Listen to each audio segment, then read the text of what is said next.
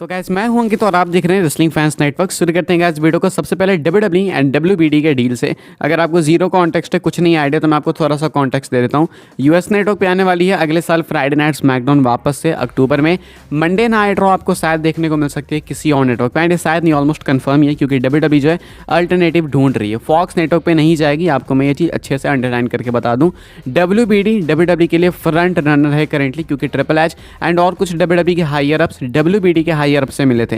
डब्ल्यूबीडी क्या है, डब्ल्यूडब्ल्यूई जो है कंपनी है एंड डब्ल्यूबीडी भी एक कंपनी है, लेकिन डब्ल्यूबीडी जो है ना एक ऐसी कंपनी है जिसके अंदर आते हैं टीवीएस एंड टीएनटी नेटवर्क्स। अब ये वो नेटवर्क्स जिस पे एडब्ल्यू डायनामाइट वगैरह टेलीकास्ट होती है, यानी कि डब्ल्यूडब्ल्यूई तलाश में है टीएनटी एंड टीबीएस नेटवर्क की basically. And TNT and TBS network भी अपनी तरफ से यानी डब्ल्यूबीडी ओवरऑल इंटरेस्टेड है डब्ल्यूडब्ल्यूई मंडे नाइट रॉ को अपने नेटवर्क के ऊपर लाने के लिए। एडब्ल्यू के ऊपर खतरा जरूर से इस चीज़ का, अब देखते हैं क्या होता है आगे क्या नहीं होता, लेकिन अभी क्या स्टेटस है मैं आपको बता दूं।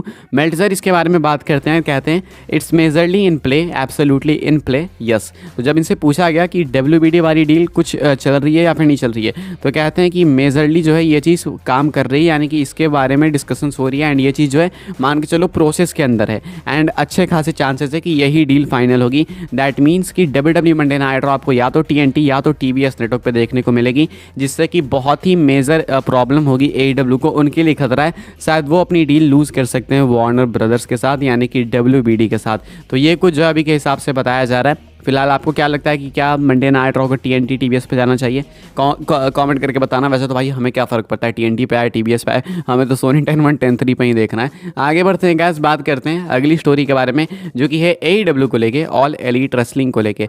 डब्ल्यूडब्ल्यूई अभी से कुछ महीनों पहले इंडिया एक लाइव इवेंट को लेके हैदराबाद के अंदर हुआ एंड हमारे लिए तो वो चीज़ काफ़ी सक्सेसफुल थी क्योंकि फैंस ने काफ़ी अच्छा रिएक्शन दिया, काफ़ी अच्छा रिस्पॉन्स था, देख के ऐसा लग रहा था। लेकिन डब्ल्यूडब्ल्यूई की नज़रों में वो चीज़ सक्सेसफुल नहीं है, वो मैं आपको कुछ अंदर की अपडेट्स बता रहा हूँ। लेकिन हाँ, एईडब्ल्यू के बारे में मैं आपको बता सकता हूँ। एईडब्ल्यू क्या प्लान कर रही है इंडिया में आने की, क्या एईडब्ल्यू चाहती है इंडिया में आना, मैं आपको बता दूँ। इसके ऊपर कमेंट करते हैं सतनाम सिंह। अगर आपको नहीं पता सतनाम सिंह के बारे में, तो इंडिया से हैं सतनाम सिंह एंड एईडब्ल्यू के कॉन्ट्रैक्ट के अंदर एईडब्ल्यू इनको साइन करा था। कमेंट करते हैं ये इसी चीज़ के बारे में, कहते हैं I have signed with AEW now and I stay with them always. Every week we travel and we have matches also. We are planning to bring AEW to India and expose it here so that the people in this country know what it is. This is important. Satnam Singh का कहना है Hindustan times से बात करते हुए कि इन्होंने AEW के साथ साइन करा था, ये अभी भी उनके साथ ट्रैवल करते हैं, हमेशा compete करते हैं। कहते हैं कि हम लोग प्लान कर रहे हैं एईडब्ल्यू को इंडिया में लाने की, इसे और एक्सपोजर दिलाने की, ताकि यहाँ के लोगों को, यहाँ के बच्चों को, यहाँ के यूथ को पता चले कि आखिर है क्या ये चीज़, एईडब्ल्यू है क्या, स्कोप कितना है वो पता चले। ये सतनाम सिंह का कहना है। अब मैंने आपको स्टार्टिंग में इसलिए बताया कि डब्ल्यूडब्ल्यूई का जो शो हुआ था वो डब्ल्यूडब्ल्यूई के लिए इतना सेटिस्फैक्शन वाला नहीं था, ताकि मैं आपको अभी बता सकूं कि एईडब्ल्यू भी इंडिया में आके सेटिस्फाइड नहीं होने वाली है। अगर डब्ल्यूडब्ल्यूई अपने सोच कर आके इंडिया में सेटिस्फाइड नहीं है, तो देन किसी और कंपनी का स्पॉट प्लेस है ही नहीं इंडिया में। इंडिया में CWE है, वो भी क्या चलती है सबको मालूम है। यहाँ पे इंडिया के अंदर रेसलिंग का सीन है नहीं। इंडिया के अंदर क्रिकेट आपको बहुत अच्छे से चलते हुए दिखेगा, क्योंकि हर जगह का भाई अपना अपना जो है मान के चलो कुछ स्पेशलिटी होती है, कुछ खासियत होती है। हमारे यहाँ में लोगों को इंटरेस्ट काफ़ी ज़्यादा है क्रिकेट में, तो दिक्कत क्या है, सही अच्छी बात है। लेकिन एईडब्ल्यू अगर आ रही है इंडिया में, तो उनको माइंड सेट बिल्कुल क्लियर करके आना चाहिए कि यहाँ पे सक्सेस नहीं मिलेगा। आपको याद दिला दूँ कि जॉन सीना जब अनाउंस हुए थे तब जाके सुपरस्टार स्पेक्टेकल के टिकट्स बिके थे, वरना 75% टिकट्स नहीं बिके हुए थे। सेथ रॉलिंस एडवर्टाइज थे, ये सब मैकेंटायर वगैरह एडवर्टाइज थे, लेकिन फिर भी टिकट्स नहीं बिके थे। तो क्या आपको लगता है कि एईडब्ल्यू अनाउंस करेगी अपना शो, यंग बक्स ये सब आएंगे, तो आपको लगता है कि टिकट्स बिकेंगे? जॉन मॉक्सली के नाम पे पक्का बिक सकते हैं, उस पर कोई डाउट नहीं है। लेकिन अभी के हिसाब से जो भी होगा वो अच्छे के लिए ही होगा। आई होप अगर एईडब्ल्यू इंडिया में आए तो एक मौका ही मिलेगा फैंस को जाने के लिए, कोई दिक्कत नहीं मुझे तो भाई, मे बी हम लोग कंसिडर कर सकते हैं इसके बारे में। और कोई अपडेट आएगी तो मैं आपको बताऊँगा, देखते हैं टोनी खान क्या सोचते हैं क्या नहीं। आगे बढ़ते हैं गैस, बात करते हैं अगली स्टोरी के बारे में जो कि है एजे स्टाइल्स को लेके। तो कुछ रूमर्ड नेम्स है जो कि एजे स्टाइल्स की फैक्शन को ज्वाइन कर सकते हैं। कैसी फैक्शन? एजे स्टाइल्स की तो कोई फैक्शन ही नहीं है। अगर आपने अपडेट मिस कर दी होगी तो मैं आपको याद दिला दूं, अभी से कुछ दिनों पहले मैंने आपके साथ एक रिपोर्ट शेयर करी कि पॉसिबली हो सकता है कि एजे स्टाइल्स अपने इस हील पर्सोना के अंदर एक फैक्शन भी इंट्रोड्यूस करें। जब वो TNA के अंदर थे सेम इस एबल वेज या फिर लोन वुल्फ वाले पर्सोना कैरेक्टर के साथ, तो वो काफ़ी सारे फैक्शंस का पार्ट रहे थे एंड TNA में उनका काफ़ी मेजर रोल था। सेम इस इस कैरेक्टर के साथ तो वो नहीं थे किसी फैक्शन का पार्ट, लेकिन इससे पहले TNA में वो काफ़ी सारे फैक्शंस का पार्ट रह चुके हैं। अब सेम चीज़ WWE कर सकती है इनके साथ। अभी माना जा रहा है कि एक हील फैक्शन इंट्रोड्यूस की जा सकती है। अब ये की जा सकती है यानी सारी चीज़ें पॉसिबिलिटीज़ के अंदर है, कंफर्म कुछ भी नहीं है। अगर ये चीज़ होती है तो दो ऐसे नेम्स हैं जो कि पक्का इनको ज्वाइन कर सकते हैं। एक तो है ऑथर्स ऑफ पेन, हालांकि इसमें दोनों आ जाएंगे, ऑथर्स ऑफ पेन के दोनों आ जाएंगे।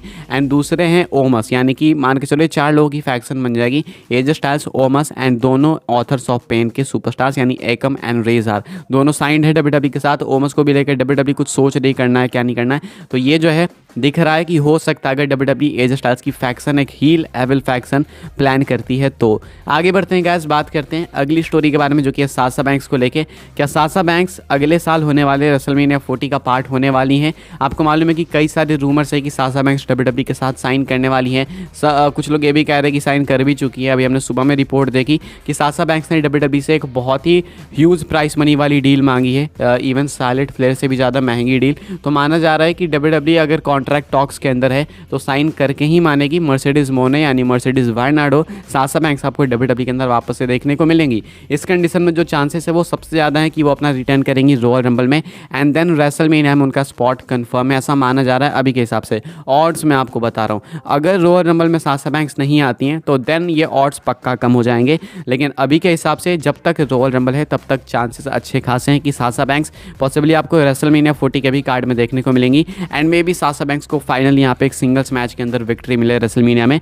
साशा बैंक्स को बहुत ही कम विक्ट्रीज मिली है रेसलमेनिया में, सिर्फ एक ही विक्ट्री मिली है एंड वो भी जब वो टैग टीम मैच में कम्पीट करी थी नाओमी के साथ, तब वो जाके जीती थी tag team championship. Singles match में रेसलमेनिया के अंदर ट्रैक रिकॉर्ड बहुत ही बेकार रहा है साशा बैंक्स का। तो मे बी शायद अब ये चीज़ भी WWE सुधार दे, शायद उनको पहली सिंगल्स विक्ट्री भी दिला दे रेसलमेनिया में अगर वो वापस आ रही है तो। आई रियली होप ऐसा ही हो। बात करते हैं गाइस अपनी आखिरी स्टोरी के बारे में जो कि है CM पंक को लेके। CM पंक रॉयल रंबल जीतने वाले हैं, काफ़ी सारे लोग ऐसा मान के बैठ चुके हैं, मैं भी उनमें से एक हूँ, मैं भी मान के बैठ चुका हूँ। लेकिन हो सकता है कि हम सबको शौक लगे क्योंकि अभी तक रॉयल रंबल के विनर्स WWE ने किए नहीं है लॉक। हो सकता है कि एंड मोमेंट तक CM पंक के प्लान्स हो एंड लास्ट में जाकर WWE कोडी रोड्स को पिक कर ले। अभी के हिसाब से कोडी एंड CM पंक के चांसेस ऑलमोस्ट इक्वल है, पूरा इक्वल तो नहीं कहूँगा मैं, 60-40 मान के चलो, क्योंकि कोडी रोड्स को भी WWE जिता सकती है। अभी कोडी रोड्स जो है WWE के विनर्स वाली लिस्ट से बाहर नहीं निकले, अभी कुछ भी कॉन्क्रीट नहीं हुआ ऐसा बताया जा रहा है। अब देखो WWE अगर डिसाइड कर भी लेती है ना 4 महीने पहले, 3 महीने पहले, 2 हफ्ते पहले, 1 हफ्ते पहले, कल भी डिसाइड कर लेती है ना, तो भी प्लान्स रॉयल रंबल के दिन तक चेंज हो सकते हैं। स्पेशली रॉयल रंबल जो कि एक ऐसा मैच होता है मेंस रंबल मैच जिसमें कि बहुत सारे सुपरस्टार्स इन्वॉल्व होते हैं, तो उसमें बुकिंग चेंजेस होते ही हैं, ऑड्स तो 50 बार चेंज होते हैं।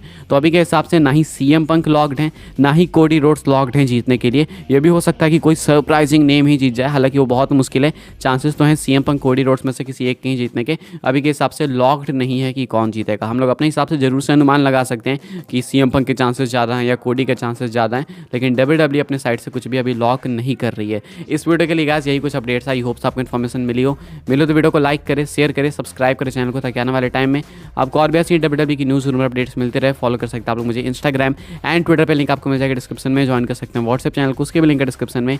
मिलते हैं अपनी नेक्स्ट ऑफर काफ़ी इंटरेस्टिंग वीडियो में।